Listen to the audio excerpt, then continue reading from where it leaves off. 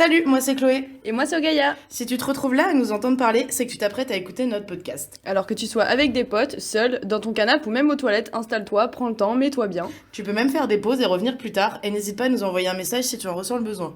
Allez, c'est parti! Bienvenue sur le podcast de la notion de genre avec le planning familial et je vais vous laisser vous présenter du coup. Je m'appelle Marin, j'ai 27 ans. Ça fait 2 ans que je suis bénévole au planning familial. Je suis au chômage. Ça ne m'empêche pas de faire plein de trucs cool, notamment avec le planning. Voilà, je sais pas quoi dire de plus. Mais c'est très bien. Ils en avaient pas dit autant. Hein. Moi, du coup, je m'appelle Julie, je suis au planning depuis 4 ans et comme je disais tout à l'heure, je suis aussi membre du conseil d'administration du planning confédéral. Je fais beaucoup d'actions en lien avec le genre, mais aussi en lien avec les questions sexuelles en général avec le planning. Je m'appelle Susan, j'ai 14 ans et je suis en stage au planning familial. Et nous, dans l'équipe, on est toujours nous deux, mais on a été rejoints par notre stagiaire qui termine son stage et qui va pouvoir magnifiquement se présenter. Et du coup, je m'appelle Alice, j'ai 19 ans et je suis en formation éducatrice spécialisée et donc en stage au service éduc. Pour notre plus grand bonheur. Évidemment, elle fait du très bon café. Alors du coup, on va passer aux questions. On a des questions très globales pour commencer. La première étant, comment définis-tu la notion de genre ? Le genre, c'est un ressenti, c'est comment on se sent à l'intérieur. Le genre, c'est quelque chose d'interne, de vécu de façon intime. Oui, c'est une expérience intime. En fait, on devrait tous pouvoir s'autodéterminer selon comment on se sent le mieux, en fait. C'est ça. Et parfois, ça dépasse la binarité homme-femme. Parce que souvent, quand on pense genre, on pense directement homme-femme. Mais en vérité, et on le verra aussi, c'est qu'il y a beaucoup plus de termes qui peuvent exister. En fait, homme-femme, c'est les plus connus parce que les seuls reconnus par l'État, en général, partout dans le monde, mais là, on va parler en France, les 2 seuls genres reconnus sont hommes et femmes. D'ailleurs, sur les cartes d'identité, il n'existe que M et F. Mais comme tu dis, il y en a d'autres. Et il y a d'autres façons de se définir que comme ça. Mais c'est vrai qu'on entend plus garçon-fille. D'ailleurs, on s'était surpris, nous, pendant un live, quand l'une des personnes avec qui on était, en fait, s'est présentée dans son genre. Je vais dire il. Oui, et nous, c'est la première fois qu'on se présentait avec notre pronom en disant, moi, c'est elle, Chloé, et ça nous a surpris. On s'est dit, c'est vrai, on n'a pas l'habitude de le faire, en fait. Mais c'est vrai que oui, les autres sont pas reconnus, et de toute façon, au niveau du lexique, ils changent. Enfin, moi, je sais que j'en apprends tous les jours. Il y a même des jeunes qui nous questionnent vachement sur des termes où on se dit, je n'ai pas la réponse, je ne sais pas, je ne savais même pas que ça n'existait. Donc, non, c'est vrai que c'est pas un thème qui est facile, mais je trouve ça bien parce que ce que vous relevez tous les deux, c'est la notion d'intimité, en fait. C'est hyper personnel, ça dépend de chacun. Le fait de parler de l'intimité, déjà, ça en dit long, je trouve, sur la notion. C'est clair. Je comprends très bien ce que tu veux dire quand tu dis que tu as l'impression d'apprendre tous les jours et que ça change tous les jours, mais en fait, c'est que progressivement, les gens, comme disait Marin, comprennent qu'il y a autre chose que féminin, masculin, que hommes et femmes, vont chercher plus loin dans leur propre identité. Et effectivement, il y a autant de genres finalement que d'individus. Si on voulait vraiment creuser, on n'est pas forcément 100% femmes toutes, et comme on n'est pas 100% hommes tous. Il y a toutes ces nuances-là qui existent, et il y a même des gens qui ne sont ni femmes ni hommes. Mais ça, moi, j'ai un peu la sensation qu'en fait, c'est vraiment quelque chose de personnel, et en effet, on en apprend tous les jours, mais parce qu'il y a des nouveaux termes qui existent, qui n'existaient pas forcément avant, mais qui sont juste là pour définir quelque chose qui a toujours existé. Oui, au ça final. pose des mots, Ça pose des mots sur des ressentis, en fait, comme des saveurs. Enfin, même au-delà du fait qu'il y a d'autres genres que hommes et femmes, homme, c'est pas une entité qui est très définie. Moi, je vais pas avoir la même définition de ce que c'est être un homme que une autre personne qui habite dans ma ville, mais encore moins qu'une autre personne qui habite dans un autre pays, encore moins qu'un homme qui aurait vécu au XVIIe siècle. En fait, c'est très, ça varie énormément en fait selon les gens. C'est pas. Mais comme tu l'as dit, c'est comme pour les saveurs. Finalement, on n'aurait pas non plus la même manière de définir un aliment, un goût, une odeur. C'est très dynamique. Même au cours de la vie, on parle d'identité, mais parfois même entre 10, 20 et 40 ans, parfois notre identité elle change, elle évolue, on a une nouvelle expérience de vie, de nouvelles rencontres qui font que on se redéfinit continuellement. Et c'est pour ça qu'il y a des nouveaux termes qui existent et des nouvelles choses. C'est parce qu'en fait, les gens continuent d'apprendre sur eux-mêmes et continuent aussi de pouvoir se reconnaître. En fait, c'est des ressentis qui sont là depuis toujours. Juste là, on pose des mots dessus et on en parle. Et qu'avant, c'était un peu plus invisible ou invisibilisé. Et puis c'était surtout stigmatisé, et même encore aujourd'hui, même si le sujet est de plus en plus écouté, de plus en plus entendu, et qu'il y a beaucoup de militants ou d'associations qui militent pour faire entendre ces réalités et expliquer. Mais en fait, oui, encore très discriminé, il y a encore beaucoup de violence vis-à-vis des personnes qui questionnent ces sujets-là ou qui, par exemple, s'identifient autrement. Autrement que la binarité Ouais. qui est imposée. Et du coup, la notion de genre, si je comprends un peu ce que vous dites, elle évolue aussi au fur et à mesure de ce qu'on devient nous, en fait. Est-ce que c'est quelque chose qui est fixe ou est-ce que c'est quelque chose qui évolue? En fait, tout est dynamique chez les gens. C'est-à-dire que, par exemple, on peut même prendre l'exemple des cheveux. Moi, pour l'instant, j'ai les cheveux longs. Bon, vous voulez pas un podcast, mais j'ai les cheveux longs. Les cheveux longs et blonds. Mais il se peut très bien que finalement, après une rencontre avec quelqu'un ou après avoir réfléchi, je me rends compte que finalement, le blond ne m'allait pas. Et peut-être que j'essaye autre chose qui me correspondrait mieux, dans lequel je me sentirais mieux. Car souvent, aussi dans les dynamiques de genre, il y a aussi de comment est-ce qu'on se sent bien. Est-ce qu'on se sent bien en tant que femme? Est-ce que finalement, c'est une étiquette qui ne nous convient pas? Est-ce que peut-être que homme serait mieux ou autre chose encore? Parce que c'est vrai qu'on entend beaucoup ça. Même des parents qui vont clairement dire bah non, change pas de genre, et tu vas vouloir retourner en arrière, ou mais pourquoi tu fais ça maintenant? Et du coup, c'est pour ça cette notion Je pense d'évolution. que oui, il y a de la part des parents une frayeur que ça aille trop vite pour les enfants, ou alors qu'ils regrettent le choix plus tard s'ils changent. En fait, ce qui est drôle, c'est que finalement, les parents qui disent ça, ils oublient qu'en fait, de base, leur enfant n'a pas choisi d'être une fille ou un garçon. Parce que c'est un ressenti. Et en fait, on choisit pas ce qu'on ressent. On le vit ou on ne le vit pas. Quand on est, on nous attribue à tous un genre selon nos parties génitales. Ouais, effectivement, peut-être qu'il faudrait faire un petit glossaire rapide en la différence entre sexe, genre, identité de genre et expression de genre. On est hyper intéressés. C'est vrai qu'on l'a pas noté, mais nous, c'est vrai qu'on n'est pas technique, on n'a pas tout ça en tête. Non, et du coup, c'est hyper intéressant, mais on est preneurs carrément. C'est possible d'ailleurs qu'il y ait des fois des questions qui soient pas très bien posées ou quoi, mais il faut pas hésiter à nous reprendre. Alors il peut y avoir des questions qu'on a écrites ou des questions qui viennent de la part des jeunes, mais justement d'expliquer en fait pourquoi ça n'a pas été forcément bien posé ou la formulation qu'est-ce qui peut être mal perçu, c'est très cool aussi si vous pouvez nous dire. Bah alors, en général, on commence par le sexe. Quand on dit sexe, vous pensez à quoi, vous? Au sexe biologique, au sens SVT un peu. Hein. Les parties génitales. Donc on connaît lesquelles? Le pénis. Le pénis et la vulve. Le vulve, le vagin, l'utérus, effectivement. Après, il me semble qu'il y a des gens qui sont intersexes. Ouais. Est-ce que ça veut dire, c'est ce que ça veut dire intersexe? Très vaguement. Dans ma tête, c'est une histoire de. Il y a eu un micmac d'hormones quand le fœtus s'est développé.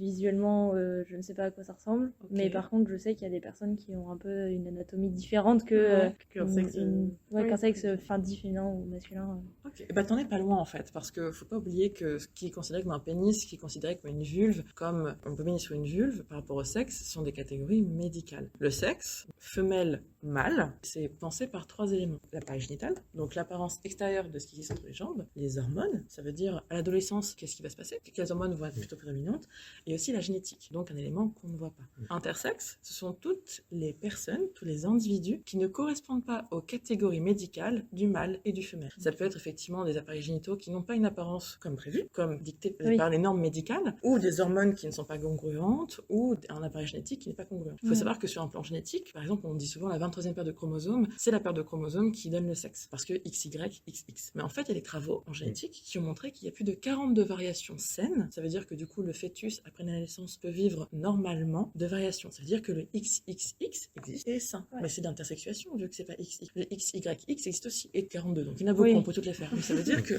y a intersexe, et quand la personne n'est pas intersexe, on dit qu'elle est diadique, parce qu'elle correspond à la binarité. Di, c'est 2. Donc c'est à dire qu'elle est soit mâle, soit femelle, mais sinon elle est intersexe. Je peux te donner une définition que moi j'avais notée.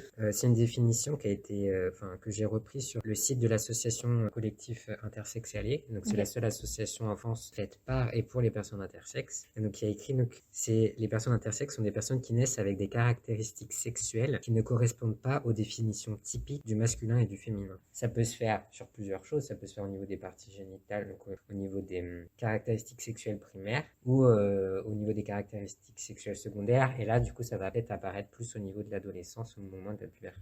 Et en fait, il y a des personnes intersexes. Dès la naissance, on va voir qu'elles sont intersexes, parce qu'au niveau des parties génitales, il va y avoir une variation. Et il y en a d'autres, ça va se révéler au niveau de l'adolescence. Et il y en a d'autres pour qui ça ne sera jamais révélé, si par exemple, c'est au niveau chromosomique, que la personne ne fait jamais de test ou n'a pas d'intuition a priori, n'a pas besoin de vérifier quoi que ce soit, elle ne pourra jamais le savoir. Et c'est pour ça qu'il y a des chiffres. À votre avis, c'est combien de pourcentage de la population qui est intersexe? Il me semble que c'est quand même 2%. J'aurais dit 1 ou 2%. C'est ça. En fait, c'est à peu près, grosso modo... C'est de fou. Moi aussi, je vais dire 40. En fait, on va dire souvent, il y a autant de personnes rousses que de personnes intersexes. Mais ce chiffre est probablement très sous-estimé parce que, comme l'a dit Marin, il y a des gens qui ne sauront jamais toute leur vie qui sont intersexes. Et du coup, je voudrais peut-être quand même spécifier au niveau des personnes intersexes, du fait qu'ils ont une variation anatomique qui ne permet pas de les identifier comme homme ou femme. par les médecins. Ces personnes vont subir souvent, quand c'est visible à la naissance, des mutilations génitales ou des traitements médicaux hyper invasifs qui ne respectent ni leur intégrité physique et morale. Oui, puis en plus, Pour les faire rentrer dans des cases sans leur consentement. Ouais. La France a été rappelée à l'ordre plusieurs fois pour ça. Même aujourd'hui, le dernier rappel à l'ordre d'une instance internationale de protection des droits humains a rappelé la France en 2016 pour la dernière fois sur le traitement de leurs bébés, en fait. Ce que veut dire Marin, c'est que des bébés sont opérés pour avoir des appareils génitales qui rentrent dans des normes. Oui, c'est ça, c'est juste pour correspondre à un masculin ou à un féminin qu'on a voulu attribuer à ce bébé sans lui demander son avis. Ça, du coup, c'est une opération auquel les parents consentissent. Alors, les parents j'allais dire que c'est légal en fait. Alors, c'est tout à fait légal. Soit les parents sont pressés par l'équipe médicale, soit c'est les parents qui pressent l'équipe médicale, mais en tout cas, une chose est sûre, c'est que quoi qu'il arrive, le bébé en question n'a jamais son mot à dire parce qu'encore une fois, c'est un bébé. Donc, mais c'est pas fait dans le dos des parents. Alors, plus aujourd'hui. Ok. Le protocole. Non, ce que j'allais dire, c'est qu'en fait, il y a toute une culture du secret qui a été mise en place très longtemps autour de cette question-là. Pire que ça, c'était dans le protocole de traitement. Voilà. Ah oui, en fait, le secret était nécessaire. Il y a des enfants qui n'ont jamais su qu'ils étaient intersexes, qui ont subi plein de trucs. En fait, ils ont été élevés dans le secret. Et c'est-à-dire qu'il y en a, ils l'ont découvert, genre. Ça doit être terrible. Puis il y en a, ils n'ont jamais découvert ça. Ouais. Il y a des personnes intersexes qui n'ont même pas accès à leur dossier médical. Ok. C'est extrêmement difficile. Alors que tout le monde devrait avoir accès à son dossier médical. Oui. Il y a vraiment une culture de secret. Comme tu dis. De silence, parce qu'en fait, le psychologue qui avait aidé au protocole initialement avait dit pour que l'enfant grandisse dans le genre qu'on lui a attribué, il ne doit jamais savoir que autre chose s'est passé. Oui. Donc, parce que on parlait des hormones, mais du coup, effectivement, elle a un corps intersexe et intersexe. Oui. Ce qui a été corrigé entre énormes guillemets à la naissance, et il apparaîtra forcément. Et ça ne se corrige pas à l'intérieur. Oui, et de puis son mec, quoi. c'est ce que tu disais, tu parlais des ressentis. La personne, elle peut se sentir du coup de l'autre sexe que celui qu'on a décidé pour elle durant les opérations. Se sentir. De l'autre genre, du coup. Mais pardon, de l'autre genre, oui. C'est normal. En plus, ce qui se passe aussi, c'est que ces opérations, on parle vraiment de mutilation génitale. C'est comme ça que qu'on peut décrire ça. En fait, souvent, elles vont causer des problèmes de santé qu'il n'y avait pas auparavant. Ouais, c'est comme vous l'avez dit, en fait, il y a tellement de variations qui sont possibles avec lesquelles on peut vivre aussi bien qu'avec un XX ou XY.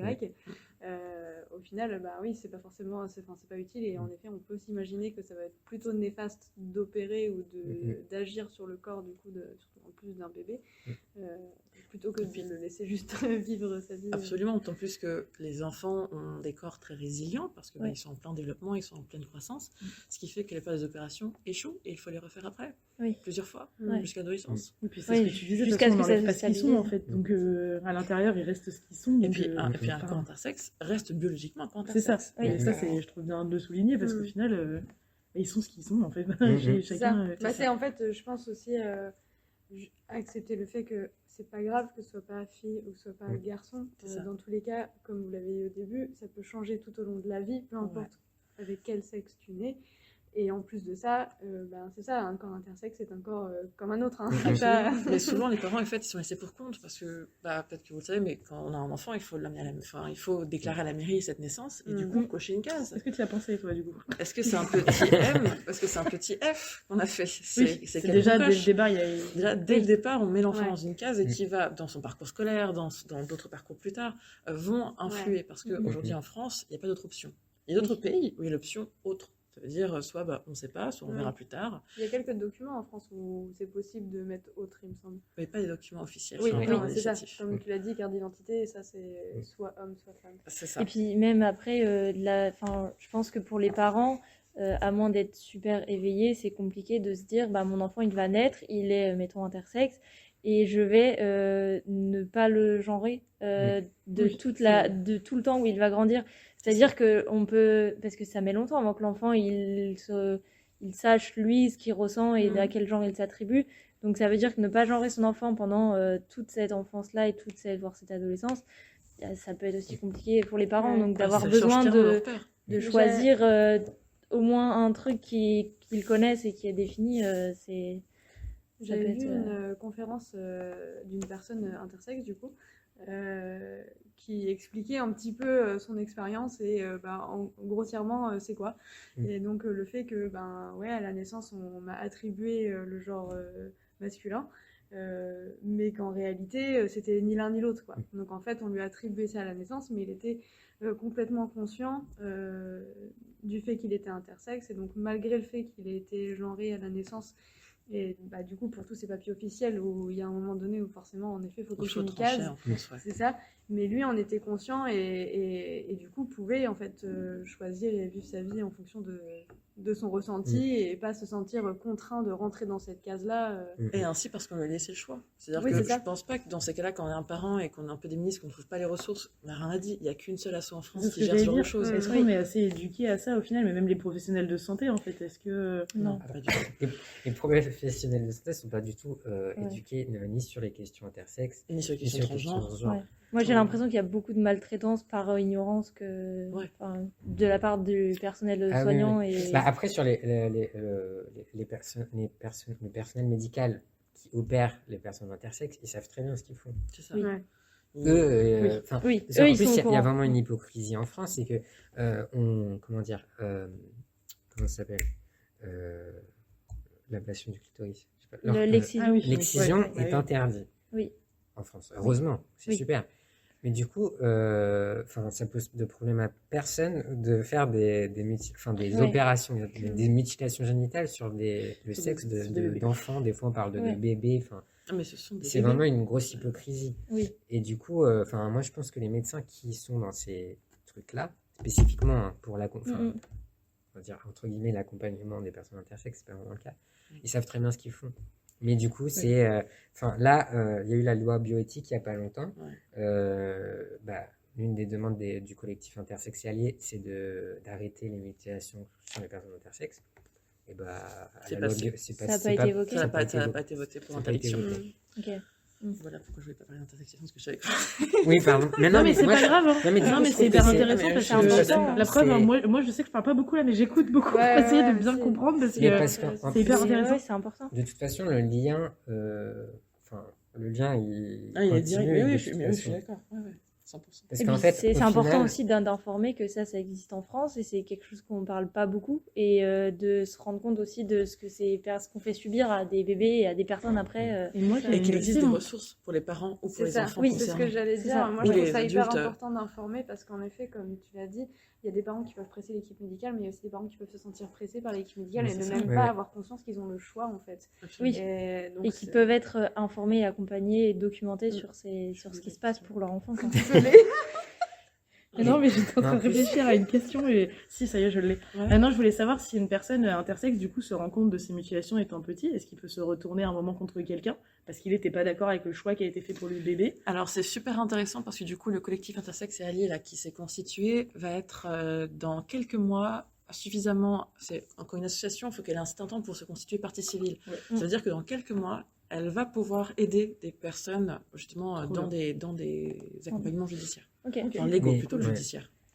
Mais après, le truc, c'est que ça demande du temps, ça demande de l'argent. Ça demande de Et en fait, l'énergie. quand déjà, t'as... Ça- Parce que que tu as un ça- vécu aussi lourd, des fois, ça peut être difficile à porter. Oui. Mais effectivement, c'est très bien qu'il y ait que cette association puisse se porter partie civile. Du coup, ça sera par la suite. possible de pouvoir faire quelque chose contre ça alors. Enfin, si à la naissance, on nous a fait des mutilations génitales et qu'on n'était plus en accord, enfin, pas en accord avec ça. C'est ça. Après, la question du pourquoi, qui on attaque, ça j'avoue que je sais pas du tout. Ouais. Ouais. Est-ce qu'on attaque l'institution? Est-ce qu'on attaque l'État français? Est-ce qu'on attaque Les le parents. médecin qui l'a pratiqué? Les parents qui l'ont fait? Qui ont donné le raccord? Parce qu'en tant que tuteur légaux, voilà. Ouais, c'est Grande ça. question. Oui. Après, Mais- c'est pour ça, c'est bien d'avoir des trocans, que cet asso existe, quoi, pour aller. Ouais, et c'est voir, pour ça aussi que tu disais quelqu'un qui se reconnaît comme intersexe, mais aussi quelqu'un qui doute. Faut pas oublier que le collectif Intersexe et Alliés, du coup, propose simplement d'envoyer un mail et de dire bon, bah, voilà ma situation. À votre avis, est-ce que je fais partie du. Est-ce que je suis moi aussi intersexe ou Ouais. pas? Parce que, comme l'a dit Marin, il y avait une culture du secret qui était tellement importante, et aujourd'hui, parfois, ça peut être tellement flou et tellement complexe de s'y repérer, qu'il ne faut pas hésiter à aller vers les acteurs en question, leur expliquer votre situation. Ils sont là pour ça et ils sont prêts à ça, vraiment. Ouais. Et puis, Ouais, c'est chouette. on a beaucoup parlé de tout ce qui est opération au niveau mutilation génitale et tout, mais c'est aussi beaucoup d'examens médicaux, de médicaments. Et en fait, ça peut être très invasif. Ouais, Enfin, c'est moi, un j'avais peu un lu des combat trucs en médical, fait, en fait. pour Mais c'est un dire aux parcours copains, médical. bah là, je dois partir, j'ai un rendez-vous médical. Enfin, c'est aussi au niveau...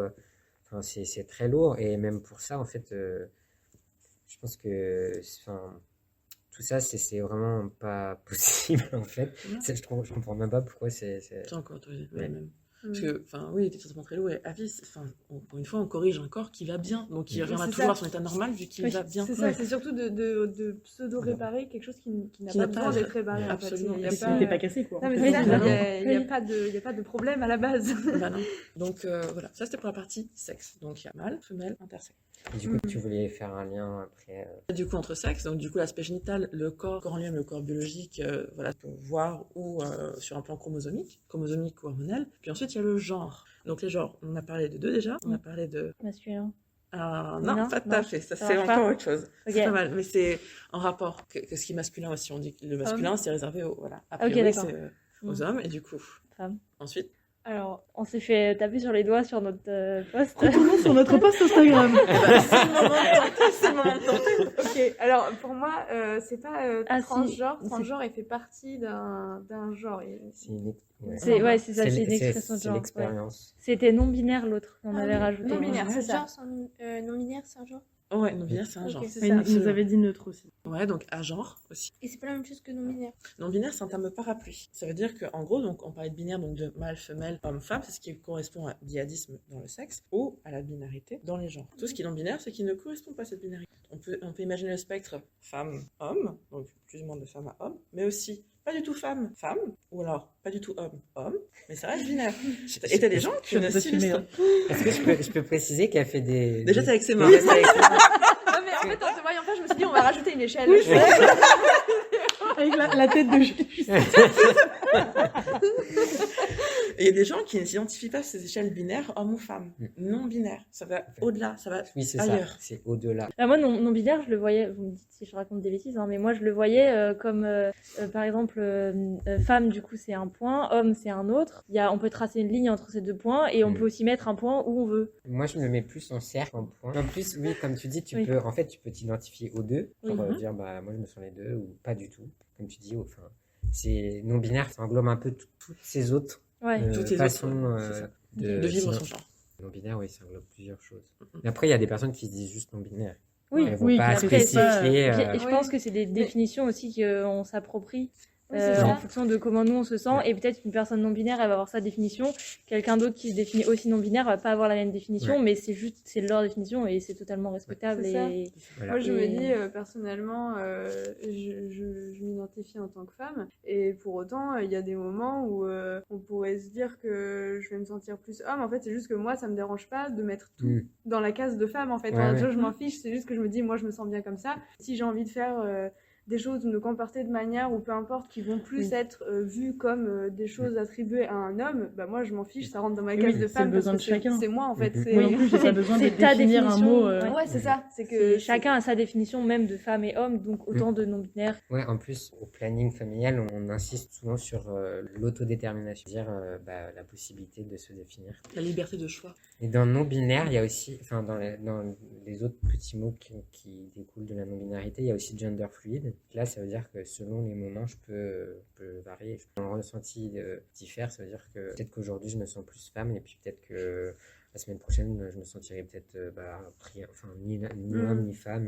Et du coup, gender fluid, ça se considère la non-binarité. Pour moi, ça va au-delà de... Ouais, il y en a qui s'identifient Oui. comme transgenre. Donc transgenre, du coup, trans, changement, mouvement, et genre, changer de genre. Enfin, point sur les termes, quand on dit une femme transgenre, femme, c'est le résultat aujourd'hui. C'est la personne comment elle se Eh ben, sent ça, c'est bien et parce que comment elle moi, je suis s'identifie. toujours perdue avec ce terme-là, de me dire femme transgenre. Du coup, c'est dans. Moi, je ça suis fait pas très très vite perdue. longtemps, Ça veut dire qu'aujourd'hui, c'est une femme. Ok. Parce qu'elle a eu une expérience Oui. différente C'est ça. qu'une personne cisgenre. Oui, Du coup, une Ça, on l'a personne découvert cis... ce mot-là. Oui. Mais- qu'on a Parce découvert. qu'en fait, ce qui se passe, tous, quand on est, Oui. on subit tous le même truc, on nous définit tous Ouais. un genre selon nos parties génitales. Mhm. Ça, C'est on magique. passe tous par On là. voit un pénis, on Oui. fait ah bah c'est un garçon. On Mais n'a non, pas c'est le un choix. pénis que vous voyez, c'est pas un garçon. Excusez-moi, mais Certains sur le pénis voient une tête et se disent non. Après, Voilà. si tu lis dans les lignes du corps à ce point-là, bon, ça devient un peu flippant, mais Du coup, on passe tous par là, on n'a pas le choix, ça fonctionne comme ça. Moi, je sais pas, je trouve ça un peu, bon, bref. Mais du coup, ce qui se passe, c'est que quand une personne naît et que le ou la médecin va voir ses parties génitales, si c'est un pénis, on va dire ah bah c'est un garçon, et si c'est une vulve, on va dire ah bah c'est une fille. Pour les personnes qui sont ok avec le genre qu'on leur a attribué à la naissance, on parle de personnes cisgenres, elles s'identifient dans le genre qu'on leur a attribué. Moi, je suis née femme et aujourd'hui, je me sens bien. Alors, tu es née femelle, on t'a attribué le genre femme et tu te sens femme. Oh, je C'est suis ça. née femelle, on m'a trouvé genre femme. Non mais c'est bien parce que du coup on intègre aussi cette thématique, on le dit souvent et on l'a redit, mais en fait on a peur de blesser. Enfin moi perso c'est mon sentiment. J'ai l'impression qu'à tout moment je vais dire quelque chose qui va blesser la personne parce que je l'ai pas dit comme il fallait. Et j'ai l'impression qu'en plus plus on veut faire attention, plus on dit n'importe quoi. Mais oui non cette thématique-là, moi particulièrement, bon j'ai voulu plus m'éduquer sur le sujet parce que j'avais l'impression d'avoir des grosses lacunes, mais vraiment cette sensation de j'ai peur de blesser. En fait quand on parle de genre, quand on parle de toute cette thématique, de me dire j'ai pas envie qu'à un moment donné j'ai dit un mot qui puisse lui rappeler quelque chose d'hyper douloureux. Et du coup je fais toujours très attention. De notre expérience, du coup, pendant qu'on a fait ce mois autour de ce thème-là, en effet, on faisait attention et on le précisait à chaque fois. Et par contre, j'en remarque qu'en général, quand on le précise et qu'on dit honnêtement qu'on n'est pas calé et que si à un moment donné on dit un truc qu'il faut pas ou de pas hésiter à nous reprendre, en général, la discussion se passe très bien parce qu'on l'a précisé et les jeunes ou peu importe avec qui on discute n'hésitent pas à nous reprendre. Bah, c'est ça en fait. Ce que j'allais vous dire, c'est que c'est ok d'apprendre et de faire des erreurs au début et c'est normal de pas. Moi, enfin, marin, du coup, militant Shariam, moi aussi Shariam, donc on baigne là-dedans et c'est pour ça aussi qu'on les maîtrise plus souvent. En plus, en fait, on n'est pas dans un système qui de base nous permet d'être inclusif. Donc en fait, on hérite tous d'une éducation et d'une histoire qui est pas du tout, qui nous éduque pas à tout ça en fait. Donc en fait, c'est normal de faire des erreurs et je pense que tu as raison, c'est hyper cool de dire bah désolé si on se trompe et tout. Et en fait, ça peut arriver de blesser mais sur n'importe quel sujet. Ah oui, non, c'est sûr. Ça peut être sur le racisme, ça peut être sur le sexisme, ça mais peut tu être... vois, sur ces thématiques-là, on a l'impression de pas d'être plus calé, mais de pouvoir plus trouver les mots. Là, on parle vraiment d'identité propre et de se dire, ah, ça se trouve, je les ai genrés. C'est un peu comme si on parlait une langue qu'on maîtrise vraiment pas très bien et donc on cale des mots et des fois on n'est pas trop sûr ce qu'on a dit dans notre phrase, quoi. D'ailleurs, des fois, notre phrase ne veut plus rien dire parce qu'on a évité le mot. C'est ça. Donc, c'est pire. On sait pas trop. Alors que quand on parle avec des mots qu'on connaît, comme du coup une langue qu'on connaît, bon, j'image grossièrement, mais il y a moins cette crainte de blesser parce qu'on comprend ce qu'on est en train de dire.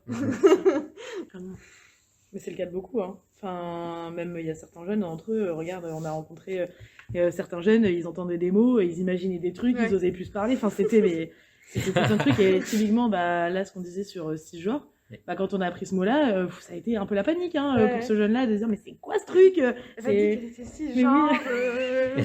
C'était très compliqué de se dire mais du coup j'ai qui en face de moi? Enfin, c'était vraiment ça, j'ai qui en face de moi? Et toujours un humain, je crois. C'est pour ça aussi qu'on définit les termes et qu'on prend du temps pour les définir. Parce que quand on les définit, on se rend compte que c'est pas effrayant et puis finalement, ça recouvre beaucoup de réalité. Quoi. Non, parce qu'effectivement, les gens aussi donnent les pronoms.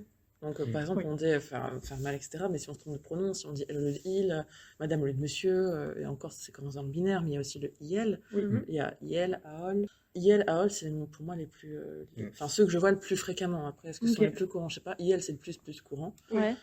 Qui d'ailleurs est en train de dictionnaire d'ailleurs pour ça. Et AOL, du coup, c'est. C'est aussi un pronom neutre. C'est c'est neutre aussi. C'est ça. Sauf qu'en fait, du coup, tu vois, IL, c'est la contraction de il plus elle. Ouais. AOL, du coup, c'est en fait totalement autre chose. Dans l'écriture, du coup, à quel moment on emploie l'un ou l'autre? C'est pareil? Enfin, ça n'a pas de. IL, AOL? Ouais. Ah oui. Ok. Après, je pense que pour des raisons de congruence, il vaut mieux utiliser tout de même le nom du texte, en général. Il n'y a pas de règles précises par rapport à AOL, IL ou les pronoms neutres. Ok. Enfin, je disais, en gros, si on t'a attribué le genre à la naissance et que tu le vis bien, t'es une personne cisgenre. Si au contraire, tu t'identifies pas dans le genre qu'on t'a donné à la naissance, du coup, t'es une personne transgenre. Et tu vas t'identifier autrement que le genre qu'on t'a donné à la naissance.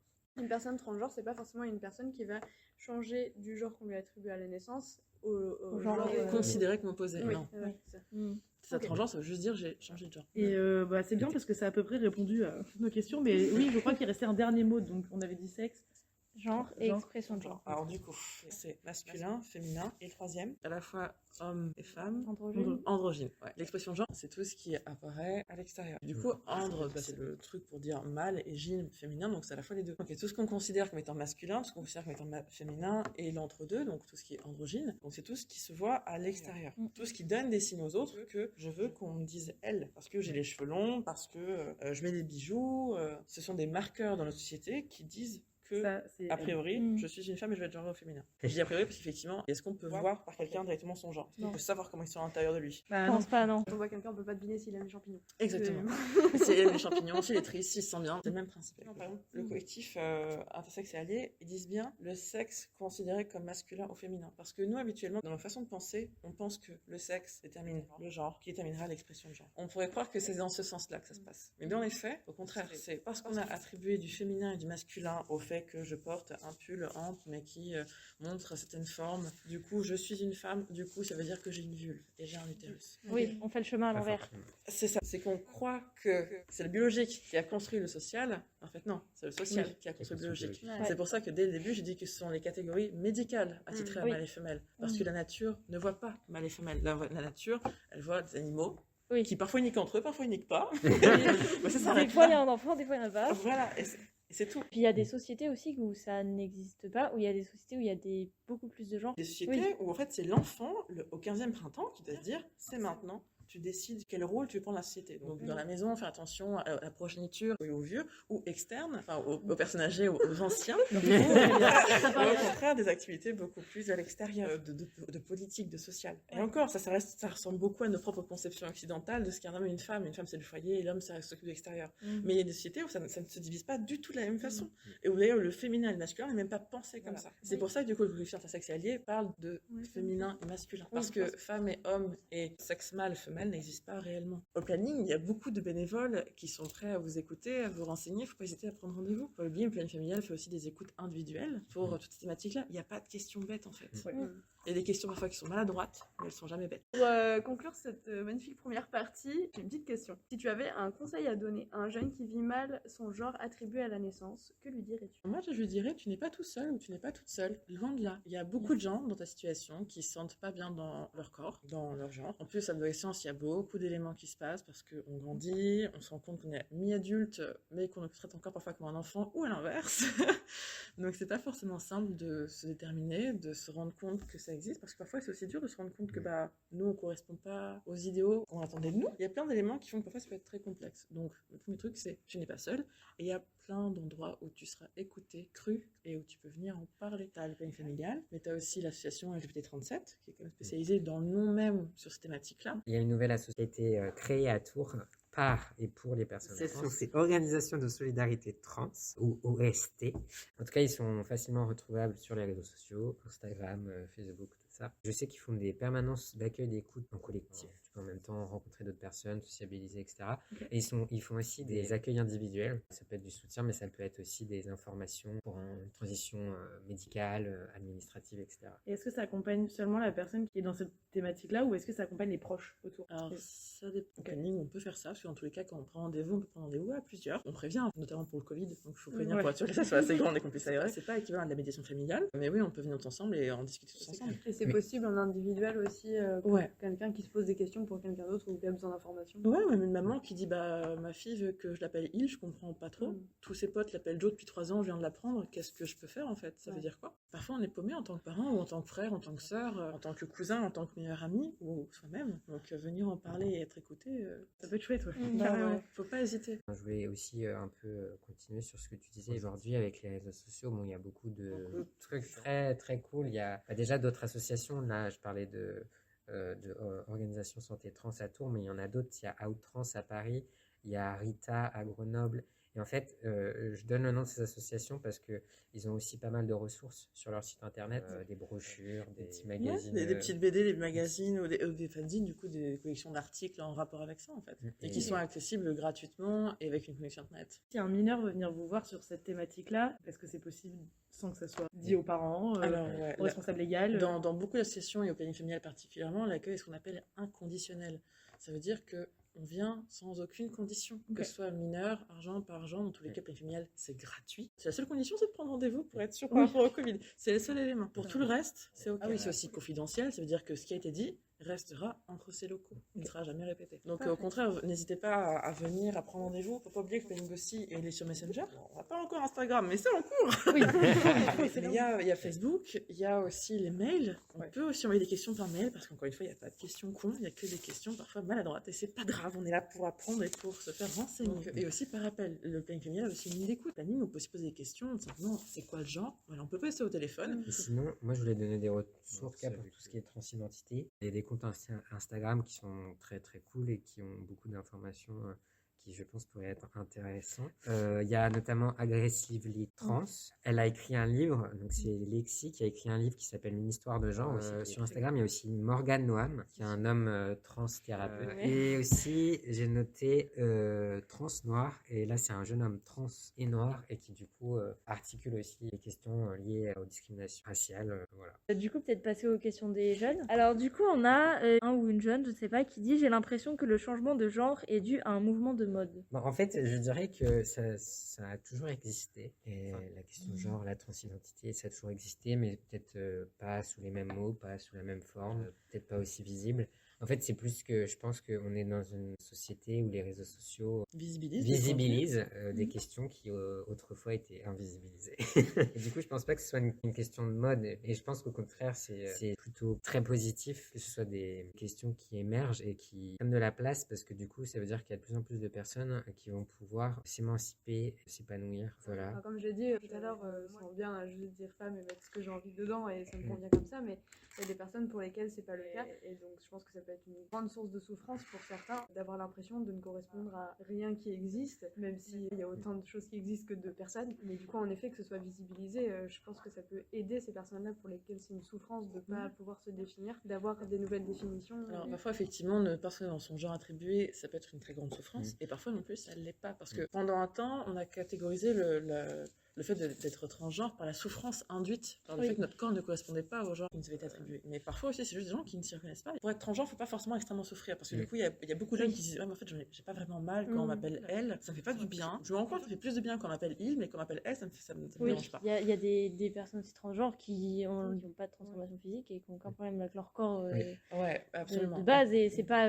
d'où le fait que la problème. souffrance, c'est pas discriminant pour être transgenre. Mais t'as raison, parfois, du coup, quand on est une personne trans, ça peut causer de grandes douleurs internes parce qu'on se dit mais en fait je corresponds pas à ce comme je me ressens, donc ça va pas, mais c'est pas nécessaire. C'est important de faire attention à pas projeter une image de victime sur les personnes trans, parce que du coup après ça donne des a priori, et en plus comme tu dis, il y a des personnes trans qui vont pas du tout souffrir ou qui vont se sentir très bien dans leur corps. En fait, comme tu l'as dit, il y a des personnes trans qui vont entamer aucune transition médicale.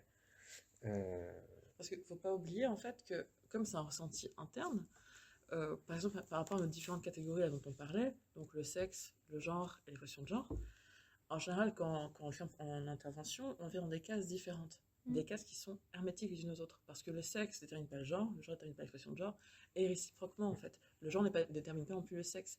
On peut se sentir femme et avoir un pénis, et surkiffer sa teub, et c'est ok, vraiment. J'allais dire, on montre souvent le négatif, on a tout le temps l'impression que tout se passe mal quand on parle de cette thématique, alors qu'en fait, il y en a juste qui le vivent bien. Oui, et c'est vrai qu'on le voit pas souvent, hein, le côté hyper positif. En fait, il y a des gens cis qui détestent leur corps, et qui vivent très mal leur genre aussi, parce que de toute façon, les injonctions liées à nos identités de genre, elles pèsent sur tout le monde. C'est ça. Le fait qu'une femme doit être svelte, entre 1m70 et 1m75. Non mais oui, mais typiquement, ça s'appelle sur nous tous et nous toutes. Oui. Et Oui, c'est pas parce qu'on est transgenre qu'on souffre dans notre corps, et on n'est pas obligé d'avoir fait une transition physique pour être validé comme transgenre. Ah ouais, exactement. Des personnes trans, il y a des personnes trans qui vont faire des transitions sociales au niveau extérieur de leur entourage, leur dans le job, contexte social, voilà. Scolaire. Ça peut être au niveau administratif, donc là c'est tous les papiers. Mais c'est pareil, il y a plein de personnes trans qui font pas de transition administrative. Le prénom c'est plus facile aujourd'hui parce que il suffit d'aller juste en mairie. Enfin, il suffit juste. Déjà c'est chiant. Faut aller en mairie, il faut tomber sur des personnes cool en mairie qui connaissent le sujet, etc. Voilà. Mais pour le changement changement de notion de sexe sur la carte d'identité. M ou F, il faut passer au tribunal de grande instance. Il faut passer devant des juges qui te connaissent ni d'Ève ni d'Adam pour valider ou pas ton identité. Et ça coûte de l'argent, ça prend du temps, c'est de l'énergie. Ouais. Bref, donc transition administrative, il y a beaucoup de personnes trans qui la font pas du tout ou qui en font qu'une partie, donc c'est-à-dire le prénom. Et enfin, il y a la transition médicale. Donc c'est pareil, la transition médicale, c'est large parce que ça peut être juste une prise d'hormones et s'arrêter à la prise d'hormones. Mais ça peut être aussi effectivement des opérations au niveau génital, au niveau de la poitrine, au niveau de la pomme d'Adam, au niveau du visage.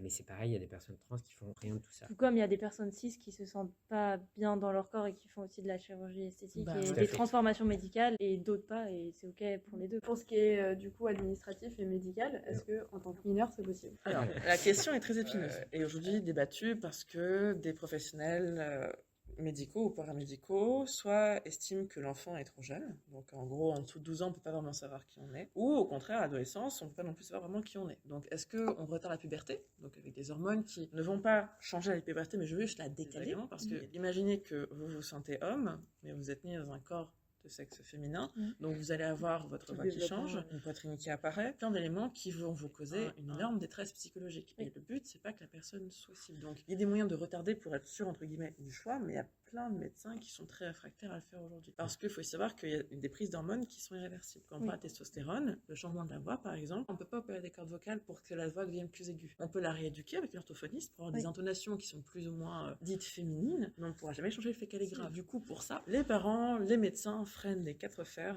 pour donner accès à ces traitements. Alors, au niveau médical, pour les mineurs, c'est compliqué. Au niveau social, la personne peut tout à fait dire à ses amis ou aux profs il faut qu'elle le fasse de manière volontaire, choisie. Je vais quand même dire de faire attention, encore une fois, à pas projeter des trucs ou imaginer des trucs, dans le sens où si votre enfant vous dit qu'il ou qu'elle est trans, ne pas se dire « Oh, il vit mal dans son corps », oh, il va vouloir faire des opérations. Il faut toujours laisser la personne définir ce dont elle a besoin. C'est pareil pour le prénom, on va penser... Alors, il y a des personnes trans, effectivement, qui vont avoir envie de changer de prénom, et faut le respecter, et c'est très cool. Et il y a des personnes trans qui vont pas avoir envie de changer de prénom, et ça remet pas en question le fait que ce soit des personnes trans et qu'elles veulent vivre leur genre de manière différente. Tout comme des personnes cisgenres qui peuvent aussi vouloir changer de prénom. Bah ouais, en fait, on choisit pas notre... c'est comme quand on nous attribue un genre, mais on nous attribue aussi un prénom et on choisit ni l'un ni l'autre. Oui. Et effectivement, il y a des personnes cisgenres qui n'aiment pas leur prénom et qui changent de prénom. C'est juste ça, enfin, faire attention de pas se dire ah ouais, mais toi, t'es pas vraiment. Parce qu'en fait, ça, on l'entend vraiment. C'est des trucs qu'on peut entendre. Ah non, mais toi, t'es pas vraiment trans parce que. Parce que t'as pas changé rempli de tel prénom, critère. Ou parce que tu vis pas mal dans ton corps. Oui, t'es pas dans ta souche. Ou alors parce que tu ressembles pas au genre que tu t'attribues aussi. Oui, aussi. Tu ressembles pas vraiment à un garçon, tu ressembles pas vraiment à une fille, t'es sûr que tu l'es. Tu peux être un homme et être hyper féminin, adorer porter des robes. Il y a vraiment une distinction à faire entre le genre et l'expression du genre. Et tu parlais du coup du fait qu'on pouvait changer de nom ou non. On entend beaucoup le terme de dead name. Ouais. Est-ce que tu pourrais le définir? Alors, date name, c'est en gros, c'est le nom de naissance. On dit date name, donc ça veut dire nom mort. C'est le prénom qu'on nous a attribué à la naissance et dont on veut plus. Faut pas, quand on rencontre une personne trans, lui demander directement ah, mais c'était quoi ton prénom avant? Ouais, ah, mais c'est quoi tes parties génitales? Est-ce que tu as d'autres phrases comme ça en tête qu'on dit souvent aux personnes transgenres qui peuvent être blessantes ou humiliantes, qu'on poserait pas par exemple à n'importe qui, mais qu'on leur dit à eux? C'est réussi, ça se voit pas que t'es une personne trans. Ou sinon, ça peut être ah, mais. T'es trop beau pour un mec trans. T'es trop beau pour un mec trans. Oh, t'es par exemple, si je suis un mec et je m'adresse à un mec trans et que je lui dis ah, mais attends, t'as plus de muscles que moi, c'est pas normal. Il y a ça, ou il y a aussi encore la fétichisation. Oui, effectivement, la fétichisation. On pense sur les applications de rencontre. Souvent, il y a des gens qui mettent littéralement je recherche une personne transgenre pour un soir. Oui, pour faire une expérience. C'est pas un accessoire, en fait. C'est une catégorie, quoi. En plus, c'est très lié à la pornographie parce qu'effectivement, dans les sites porno, il y a souvent la catégorie. Alors, shemale, c'est pour. En fait, shemale, ouais. C'est pour les femmes trans. C'est pour les femmes trans, mais du coup, c'est un mot très stigmatisant. Très stigmatisant, voilà. Puis c'est envoyé à être uniquement un objet sexuel. Alors que dans le cas du fantasme, oui, et encore une fois, c'est un fantasme. Et c'est un film. Oui, c'est de l'acting et c'est pas la réalité. Voilà, c'est ça. Il y a aussi un autre terme qu'on ne doit pas utiliser, mais qui est souvent incompris, c'est transsexualisme ou transsexuel. Ça ne se dit pas. Parce que ça correspond à la catégorie psychiatrique avant. Puisqu'en 95, le fait d'être transgenre était considéré comme une anomalie psychiatrique, un désordre psychiatrique, une maladie. Le fait de toujours aller Attends, mais voir non, un mais là, ça psychiatre pour avoir les a hormones. été retiré de l'OM, enfin, des Transsexuel. pathologies de l'OMS en 2019, je crois. Oui, c'est assez récent, oui. Bah, C'est d'où le très fait que ça récent. ne se dit strictement Mais pas, du parce coup- que c'est pas un problème médical, encore une fois. Je voudrais quand même spécifier que c'est un mot qui est porteur d'une histoire de psychiatrisation, etc., etc. Mais quand même, dans certains pays, le mot transsexuel est utilisé, notamment en Amérique latine. Beaucoup de femmes utilisent ce mot transsexuel. Ça peut arriver que vous rencontriez des personnes trans qui utilisent ce mot-là, mais effectivement, la plupart du temps, en France, en Europe, on utilise plus le mot transgenre. En tout cas, si vous avez un doute, le mieux, c'est de dire trans. Oui. Une personne trans, pas Oui. genre les trans, mais les Oui. personnes trans. Oui, Ça passera mieux de dire trans que transsexuel dans tous les cas. Et puis les femmes latino-américaines, elles sont concernées par ce terme, donc elles ont Oui, le droit d'utiliser. oui. Et puis ça, elles ça se veut veut pas l'ont dire que vous- approprié aussi. Voilà, c'est ça. elles Ça veut pas ont- dire que vous pouvez l'utiliser, c'était plus pour dire que vous pouvez l'entendre. C'est ça. Oui. Je pense que ce qu'il faut pas dire aussi, c'est genre, Oui. par exemple, je suis un homme, cisgenre hétérosexuel, oui, je suis ouvert d'esprit, ok, il y a des personnes trans qui existent, ça me pose pas de problème, mais moi je coucherai jamais avec une meuf trans, hein, c'est pas du tout respectueux vis-à-vis des personnes trans. Oui. Et en plus, c'est confondre identité de genre et orientation sexuelle. Oui. Une réaction que je me posais, c'est finalement l'orientation sexuelle aujourd'hui, même si on dit hétérosexuel, machin, quand on dit ça aujourd'hui, on parle du genre finalement. Quand on dit une femme est hétérosexuelle, elle aime les hommes. Et oui, on dit les hommes en général, pas uniquement les hommes cis, aussi les hommes transgenres. Mais du coup, la question, c'est les gens qui sont attirés uniquement par les appareils génitaux. Si par exemple une personne aime la bite, est-ce qu'on peut dire que quelqu'un est phallosexuel ou vulvosexuel? C'est pas évoqué dans les sphères parce que du coup, ça reste je pense- fétichisant sur des corps. Tu peux avoir du désir sexuel, effectivement. Peut-être il y a juste les pénis qui t'excitent et tout, c'est ok. Mais du coup, si tu tombes amoureux ou amoureuse d'une personne et que finalement, elle a pas les parties génitales qui t'excitent sexuellement, c'est une chose. Mais c'est pas pour ça que tu dois la rejeter. On peut Non, chacun créer nos types de relations, c'est-à-dire que tu peux être engagé romantiquement avec une personne et sexuellement avec d'autres, et on peut faire des relations sur mesure, un peu pour les désirs de chaque personne individuellement. Pour revenir sur les phrases qu'on dit aux personnes trans qui peuvent être blessantes ou pas du tout appropriées, je pensais juste à un compte Instagram qui s'appelle Loulou parfois, des fois, il met des phrases qui se disent pas ou qui peuvent être blessantes, et en expliquant après pourquoi ça ne regarde personne et pourquoi ça peut être mal perçu. Alors donc je vais lire cette question. Pourquoi est-ce qu'on entend beaucoup parler de tous ces termes et différents genres alors qu'avant on vivait bien sans? On vivait bien sans les entendre et les connaître. On pense qu'ils n'existaient pas, mais ils ont toujours existé. Marin l'a dit un peu plus tôt dans le podcast. En fait, avant, on n'en parlait pas, c'était caché, c'était stigmatisé, c'était perçu comme honteux. Mais ça a toujours existé, comme l'homosexualité, comme de nombreux comportements qu'on estime nouveaux ou liés à une décadence de l'Occident. Mais en fait, ça n'a rien à voir. Je pense que c'était les personnes qui n'étaient pas concernées qui vivaient bien du coup. Bah ouais, Ah oui, c'est ça. c'est pour ça. En Et- fait, qui vivait bien sans? Bah ouais. Parce que aussi, le fait que ce soit de plus en plus accepté, de plus en plus lumière, permet aussi, parfois, je pense, d'identifier qu'est-ce qui faisait que je vivais pas bien avant. Parce que des fois, on se sent pas bien pour quelque chose, mais on sait pas toujours pourquoi. Et quand il y a des choses qui sont mises en lumière comme ça peut permettre de se dire, ah bah moi, c'est peut-être ça, en fait. Déjà, il y a ça, je pense. Et en plus, au-delà du fait que peut-être je peux ne pas me sentir bien, je peux aussi me sentir bien, mais tout simplement, mon champ des possibles est beaucoup plus large. Et ça, c'est hyper intéressant. Mais au final, même pour des personnes cisgenres, ça veut dire que j'ai des possibilités beaucoup plus grandes de me reconnaître, de me découvrir aussi. Et de me construire. Et de me construire. Donc en fait, finalement, je pense que c'est utile à tout le monde. Bon, il y en a peut-être qui vous diront que non, mais... Non, mais en fait, moi, le je me truc- dis, finalement, même s'il y en a qui vivaient bien sans, est-ce qu'ils vivent moins bien avec? Ou alors, s'ils viennent en avec, pourquoi? C'est-à-dire, Ouais. quand ça vient interroger chez eux, ils se disent, ah, il y a un truc qui cloche, mais chez vous, finalement, peut-être pas chez eux. Depuis le Moyen-Âge, on sait que ça existe, quoi. Il y a alors, c'était en cas de jugement qu'on retrouve, c'est très spécifique. En gros, on savait que les personnes transgenres existaient, et les personnes étaient jugées, tuées, humiliées, place publique, etc. Non pas parce qu'elles étaient transgenres, parce que du coup, elles avaient transgressé le genre qu'elles s'étaient même donné. C'est-à-dire que, par exemple, moi, je suis née cisgenre, finalement, à 15 ans, je me rends compte que je suis une personne transgenre, je veux devenir un homme dans la société, je deviens un homme, et finalement, à 22 ans, j'ai des comportements considérés comme féminins. Là, du coup, le village me balançait des tomates et me butait. C'est-à-dire que, ok, j'étais un homme, c'est juste que je me comportais comme une femme, et c'était pas normal. En fait, c'est pareil. Si on prend des femmes cisgenres qui ont des attitudes qu'on va identifier comme masculines, Comme ou garçon des manqué. hommes, voilà, Ouais. ou comme garçons manqués, ou des hommes qui, pareil, cisgenres, ont des attitudes féminines, mais qui, du coup, remettent en question les codes de genre qu'on nous a appris. Ces personnes-là subissent aussi des violences liées à l'expression de leur genre. Oui, ça Et ne pourtant, concerne c'est pas pas que des les personnes personnes trans, mais elles vivent aussi des discriminations de la même manière, en fait. Alors, ça va être quand même différent sur des aspects, mais c'est quand même toujours lié au fait que ces personnes ont transgressé l'ordre social établi. Souvent, du coup, les femmes qui vont avoir une attitude masculine, on va les remettre souvent, entre guillemets, à leur place de femme. T'es pas un bonhomme. Et la les- façon, les hommes qui ont Oui, des attitudes considérées comme pas une meuf, féminines. quoi. Ouais, t'es une femmelette. C'est clair. Ou alors remettre en question l'orientation sexuelle. Et le Oui, aussi, genre. alors que c'est ça n'a ça. rien à Ouais. voir. Alors, oui, encore une fois, c'est- ce sont des cases bien séparées, C'est bien ça. distinctes les unes des autres, mais oui, les gens font cet amalgame-là. Une autre question des jeunes.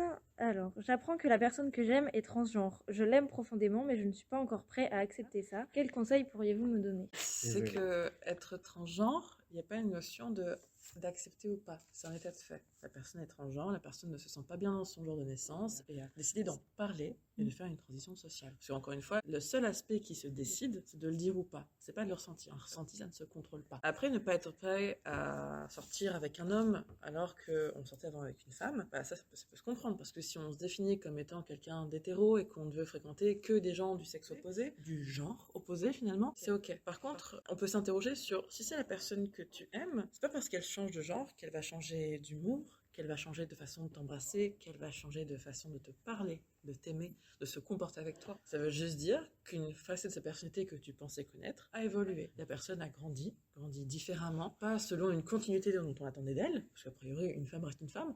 Eh ben non, pas forcément. Donc c'est pas une question d'accepter, c'est une question de se demander finalement qu'est-ce qu'on aime chez l'autre. Est-ce qu'on aimait son genre? Ou est-ce qu'on aimait la façon dont il n'arrête pas de commenter les films quand il passe à la télé, sa façon de corriger les acteurs, la façon dont il fait à manger ou dont il vous regarde? Qu'est-ce qu'on aime chez l'autre en fait?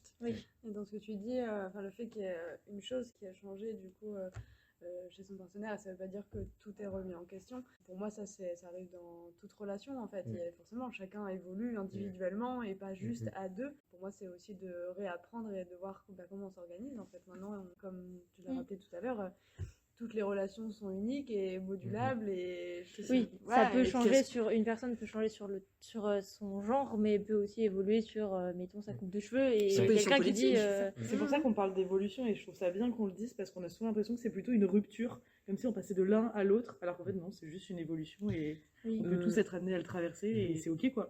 C'est Mais pas- après, parfois, pour des raisons familiales, religieuses ou politiques, la personne peut avoir du mal à avoir une personne transgenre dans ses cercles proches. C'est ce que j'allais Et en dire, ça France nécessite aussi une déconstruction personnelle. Si on veut rester avec, ouais. Mais en France, rien ne nous oblige à être avec quelqu'un avec qui on ne veut pas être. C'est aussi le choix et la liberté de chacun. Par contre, ce que la personne n'a pas le droit de faire, c'est de dire à la personne, c'est de ta faute parce que tu es trans.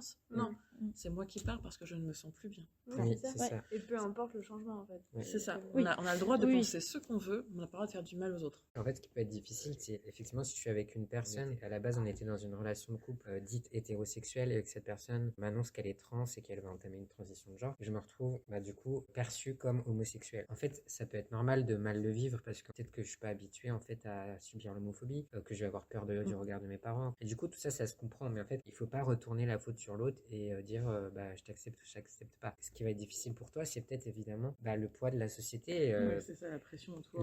Et ça s'entend et ça se comprend en fait. Et je pense que c'est possible de se poser des questions, d'avoir peur, de dire ah oui, mais du coup. Bah là, il va me falloir un peu de temps, le temps de comprendre, de digérer, de savoir ce que j'ai envie pour moi et pour nous. Et après, soit de se dire, bah écoute, on va travailler ensemble, on va essayer d'y arriver ensemble à surmonter par exemple ce regard de la société ou des parents ou autre chose, ou se dire, bah là, je m'en sens pas capable et c'est pas de ta faute, comme tu dis, on va pas culpabiliser l'autre pour être qui il est. Mais du coup, juste, c'est un cycle qui se ferme et il y en a un autre qui va se rouvrir et c'est pas grave. Dans ce que tu disais, Mara, moi, je trouve qu'il y a un vrai lien entre le fait de juger l'autre sur ce nouveau paramètre, ce changement, et le fait d'avoir peur du regard des autres autour. Parce qu'en fait, au final, si je porte un jugement sur cette personne ou que je dis que je l'accepte pas ou que c'est de sa faute, c'est la même pression que j'exerce sur cette personne que celle dont moi j'ai peur de la part de la société et des autres autour qui vont me juger parce que je serais vue autrement de par cette relation. J'ai 16 ans, je suis en transition corporelle, mais mes parents ne veulent pas que j'ai accès à des hormones. Je ne supporte plus le corps dans lequel je suis, ce qui m'entraîne à avoir des envies suicidaires. Que faire? Alors, ça signifie quoi ton transition corporelle? Alors, en fonction du corps de départ, il y a des palliatifs. C'est-à-dire, par exemple, quand on est avec un corps de sexe féminin et que des seins apparaissent, il y a ce qu'on appelle, par exemple, des binders. Ça veut dire, en gros, c'est des sortes de brassières de compression qui font quasiment disparaître les poitrines. Pour les fortes poitrines, du coup, on les verra quand même, mais ce sera quand même vachement diminué. Ça les écrase contre la poitrine. Ouais, ça doit faire un peu mal quand même à compresser. Ça dépend comment c'est porté, ça dépend quel type de binder. En général, on faut prendre la bonne taille, parce que si c'est trop petit, ça peut couper la circulation, c'est pas bon. Il faut pas le porter trop longtemps non plus. trop Ouais. longtemps. On ne part pas pendant la nuit, il y a plein de trucs à faire avant. Donc, il vaut mieux avoir les conseils d'un médecin qui s'y connaît, ou au contraire, d'une association trans, parce qu'elles sont là pour ça. Si les parents acceptent pas, encore une fois, en fait, on revient un peu à ce qu'on disait tout à l'heure. Je dirais, t'es pas toute seule ou tout seul. Essaie de trouver du soutien autour de tes proches, amis, je sais pas, Amis, éducateurs, asso. profs, asso. Il y a aussi donc l'association Outrans, OUTRANS, qui est basée en Île-de-France. Elle fait aussi des groupes de soutien pour les ados mineurs. Pour les ados et les mineurs. Je suis pas sûr à 100%, mais peut-être se renseigner. Ça se trouve, il y a des trucs sur Internet, en visio, je sais pas, en chat ou quoi. Mais se tourner vers des associations, trouver des pairs avec qui en parler, échanger